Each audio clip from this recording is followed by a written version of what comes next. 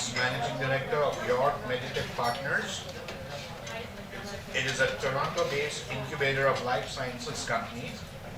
YMP investments include Plantform, Protocyte Diagnostics, and RNA Diagnostics. John is VP Corporate Development of RNA Diagnostics. He was RNA Diagnostics is an early stage company developing personalized medical diagnostics to assist in management of cancer and other disease states. John company has won also a TiQuest competition. John has been a regular speaker in our past events. Please help me welcome John to take you through the disruptive technologies and the transformers.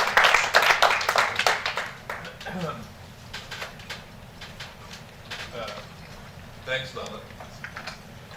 Is there a, you can all hear me, I guess, but.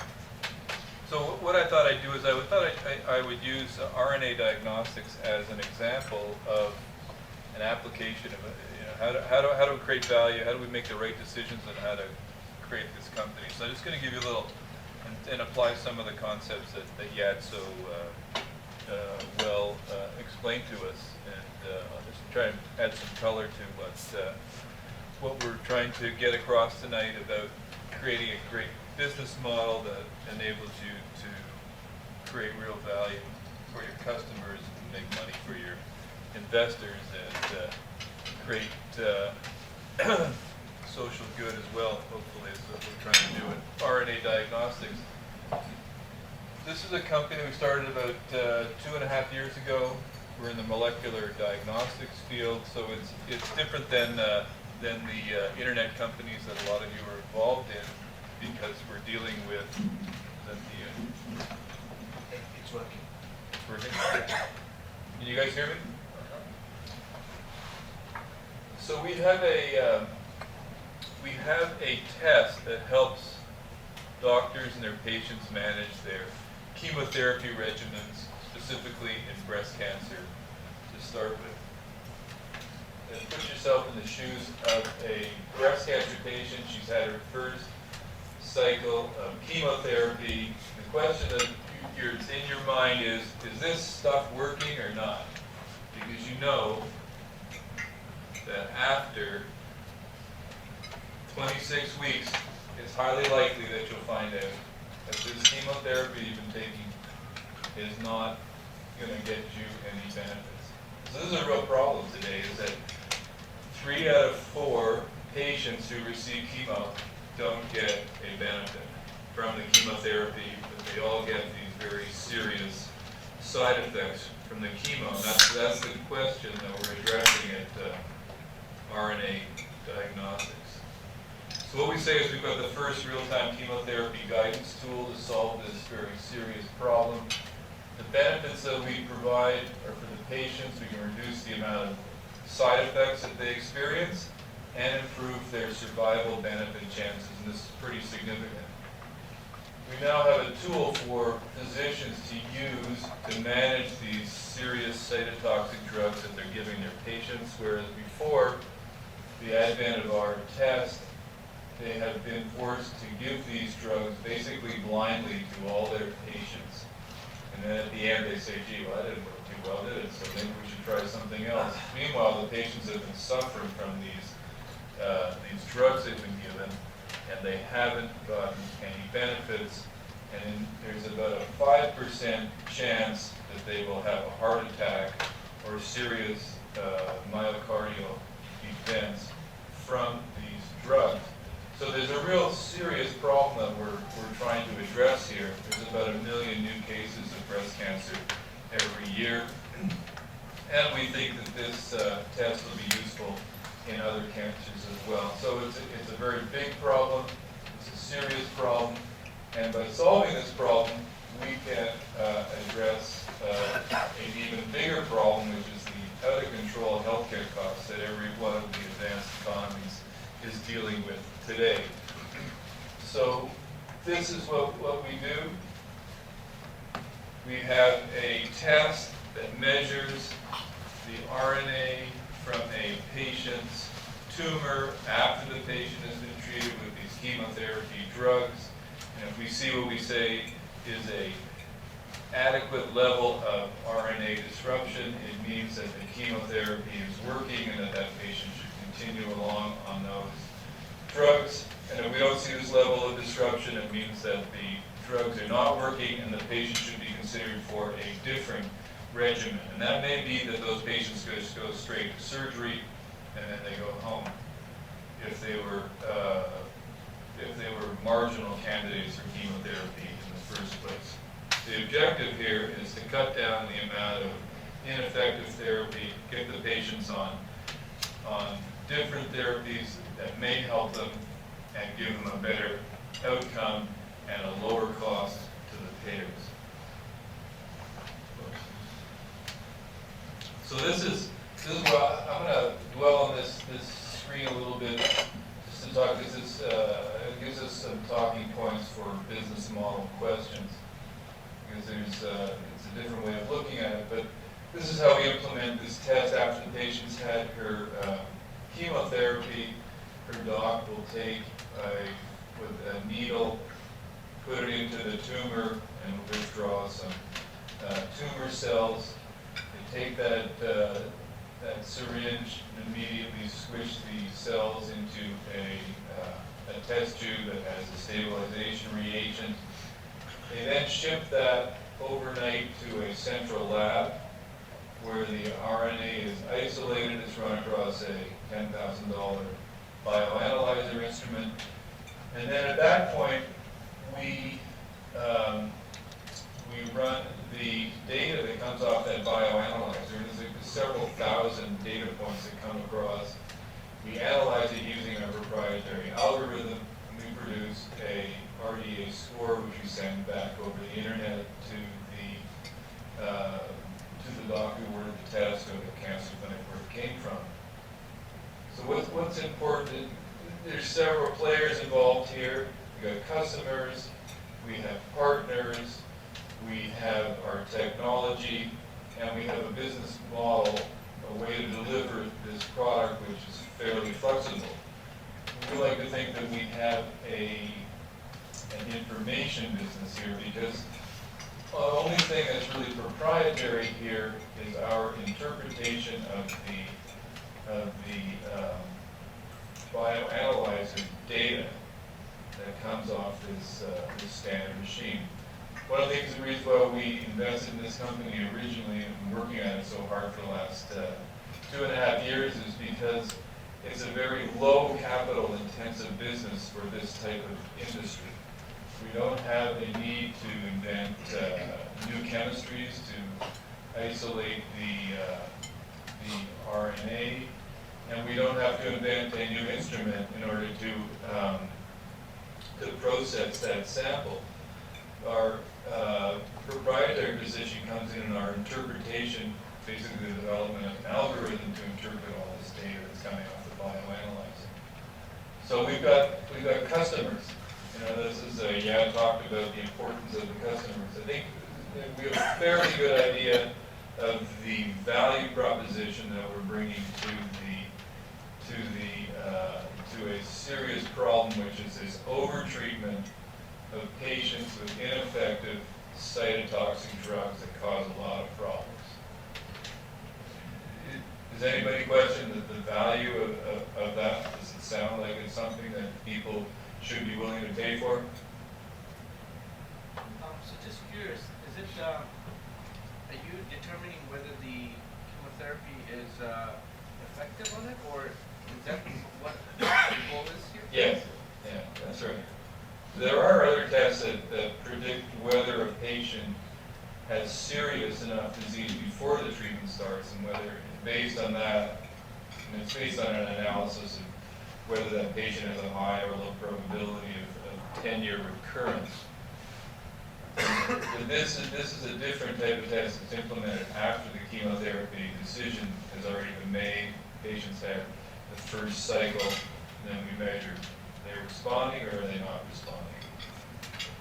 It's interesting because when I talk to groups which include both women and men, the reaction from men and women is different. The women are always interested in this more than the men are, because the men don't get breast cancer. The women say, yeah, if I know that this isn't going to work, why would I continue along and have these therapies when you can tell me with a very high degree of certainty that this treatment isn't working? Whereas the men say, well, there's a very odd, small chance it's working. Well, yeah, let's just continue. And people have trouble understanding probabilities, and that's one of the challenges that we have. Though our chance of being mistaken about whether the chemo is working or not is lower than the chances of someone having serious cardiac, either a heart attack or cardiomyopathy. So it's an interesting proposition to make to the patients. We find the patients seem to want to make this kind of rational choice. Yep. So, like any healthcare venture, you said you have three customers. You got the patient, the provider, and the payer. So obviously this makes a lot of sense to the patient and the payer. What about the oncologist? How does this affect their... You're stealing my thunder here. Oh, okay. No, that's a really good question, because we have three customers. In healthcare, you have three customers. You got the patient, who doesn't pay for anything. And either if they have insurance through socially, in countries like Canada and Europe, where it's provided by the government, or in the U.S. where the employer pays for the healthcare insurance, the patient isn't actually paying for anything. The doc's ordering it, he's not paying for it, and the payer is approving these types of tests and other procedures for payment at certain prices. So your question is, how do you... Well, no, what about the actual provider, the oncologist that would ordinarily administer the chemo? Because to them, to continue rounds of chemo means additional reimbursement, right? For each round, you get reimbursed generally.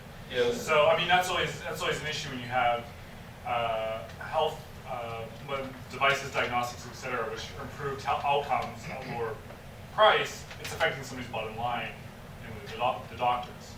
So I'm just curious as to the dynamics as to... Yeah, there are a lot of dynamics too, Okay. and they vary from jurisdiction to jurisdiction. Okay. So in socialized medicine,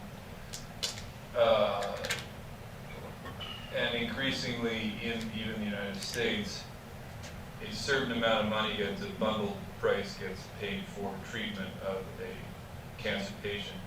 Okay. So that in the cancer clinics, the patients So it's a per treated patient by a reimbursement? team that gets a certain amount of money. for Okay, treating as the opposed patient. to like a per procedure. Right. Oh, okay. But your point's well taken. I mean, there's a lot of vested interests that want to keep this industry Yeah. going. And so we got to address, we have to understand all those dynamics, drill down deep, talk to all the different players that are involved, and understand what are their motivations for continuing with the status quo, or changing to a new way of doing things. Currently, about 75% of chemotherapy is delivered after the patient has had her tumor removed. Our test requires the tumor stay in the patient while the treatment is being done.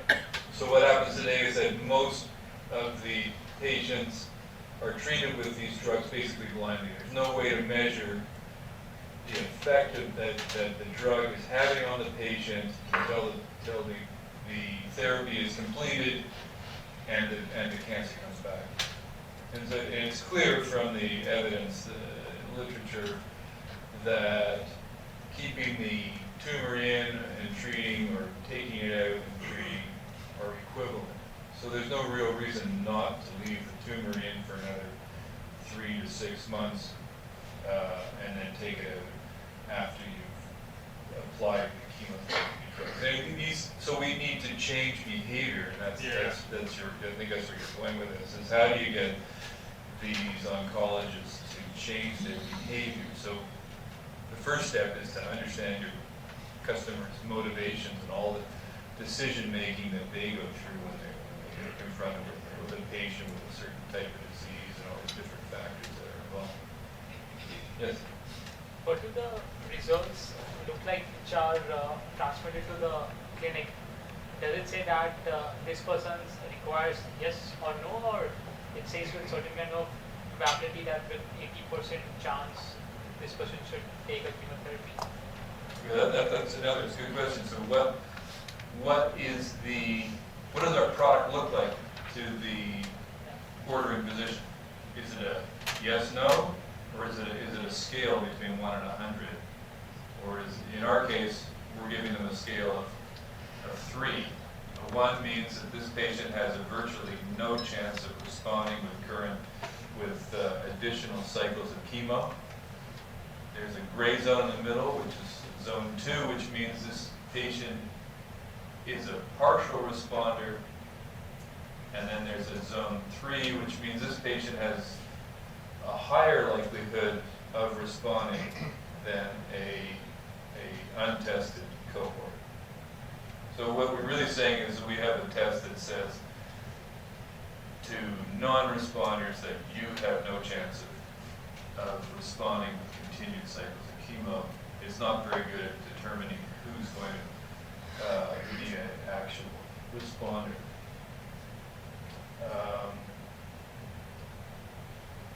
So that's, sorry, the question.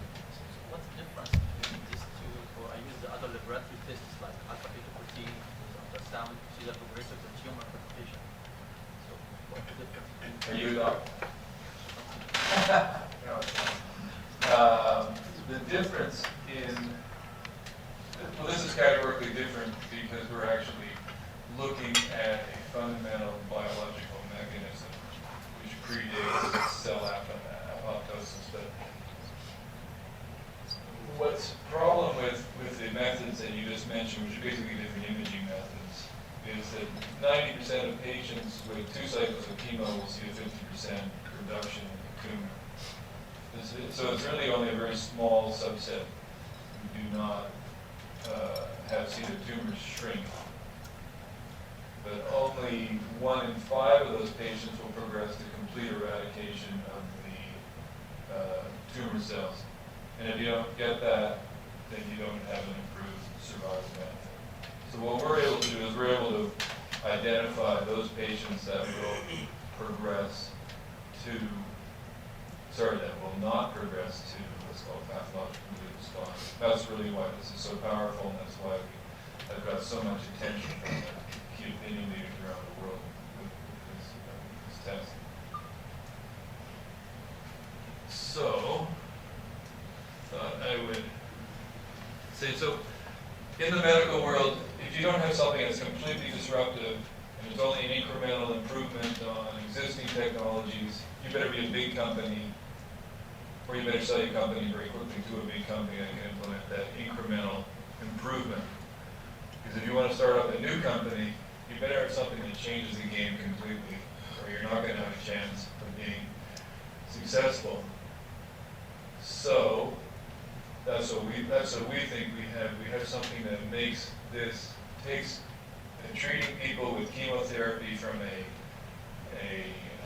blind kind of hopeful activity to being something that you can measure and do in a rational method. We think as people start to understand the power of the technology, there will be a rapid adoption, starting with the key opinion leaders and then flowing down through to the more, the docs who are treating large volumes of patients in active clinics. So this applies to basically any new technology company. Incremental changes are not going to create a very successful business. You got to go in and find real serious problems that you can solve with your technology that don't just improve things, but change the way in which people interact with whatever industry it is that you're working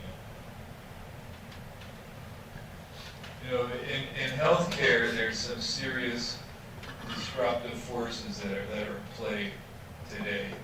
And one of the most serious ones is the out-of-control healthcare costs that we're experiencing all over the world.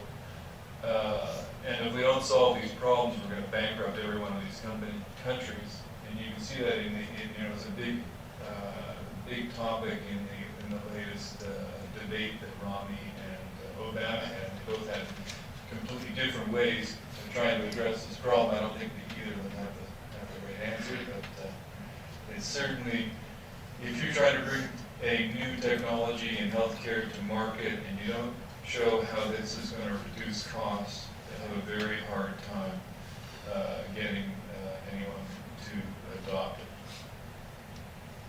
And another big problem is for the drug companies, which is why a lot of drug company stocks have fallen over the last 10 years, is the era of the blockbuster, which cost $800 million to $1 billion to bring to market today with these large-scale clinical trials are over, because we're bringing on targeted therapies for drugs that have smaller and smaller market opportunities. And this is where we think diagnostics is going to come and have a big impact on identifying those customers. I only have 5 minutes. Okay. And so that's what I was talking about. Being able to classify things with molecular diagnostics is going to be a big part of it. This is Clayton Christensen's triangular approach to the business model question. So you got to address all these issues. You have a sophisticated technology that solves a problem in an elegant way that you can get people to pay for it, does it make sense economically. And in healthcare, it's very important to understand how regulations and the regulatory environment is going to affect your business model. So what we've done is we have a product that can be delivered as a testing service, doesn't require any regulatory oversight currently, so we can get into the market very quickly without a lot of extra costs. If we were to go to market with a test kit, it would be much longer and much more expensive. And doesn't really change the way in which the business is done today in the clinic. So we're trying to move things from this sort of inefficient, intuitive medicine where you try something, it doesn't work, you try something else, meanwhile the customer or the patient is suffering, to an empirical medicine where it's based on clinical trials, on experience that's documented, and moving towards a personalized medicine where individual patients' biology dictates how they're treated by the different methods that we have today. Cancer, unfortunately, is mostly at the intuitive medicine stage right now, whereas diseases, infectious diseases, are very well characterized and can be treated very quickly once you identify what it is that's causing the problem. And we talked about this, we're moving towards this personalized precision medicine, that sort of thing we're doing. So if we look at our product, are we moving to precision medicine? We think we are. Does it have to change the current business model for delivering this? We do have to do that to a certain extent because we're asking docs to leave the tumor in, treat, and then remove it after you've treated, which is going to cause some. So we're looking for early adopters who already believe in this philosophy, and we believe that that's going to change. Currently, medical oncologists don't like to stick needles in people, so we're going to have some education that's going to have to be done. They don't understand probabilities. They don't understand molecular medicine. So these are all challenges that we're going to have to address in order to get widespread adoption. And we believe that there's a real need out there from consumers for this type of approach, a more rational approach to treatment, and it fits well with the trend towards greater education. So, so this is where we're going. We're going to a rules-based, empirically tested systems of medical delivery based on trials and based on knowledge, as opposed to individual doctors using their intuitive sense to treat individual patients. So that's about it. And I'm happy to talk about this to anyone who's interested. Thanks.